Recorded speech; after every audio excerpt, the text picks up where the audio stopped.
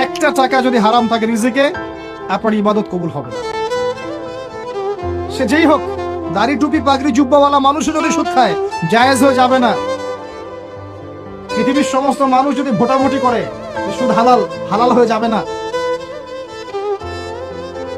পরিবারের হালাল রিজিকের ব্যবস্থা করেন।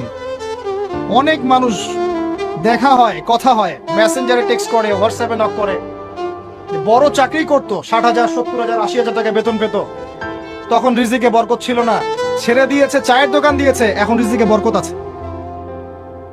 আজকের একজনের সাথে দেখা হয়েছে, তিনি ইউএস বাংলা এয়ারলাইন্সে কাজ করেন।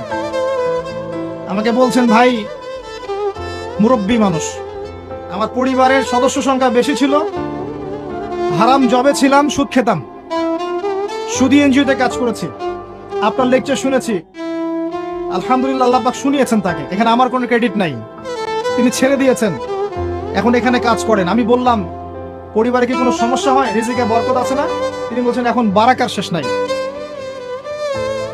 বলছে, কেউ অসুস্থ হয় না পরিবার আমার এখন, আগে ডেইলি অসুস্থ।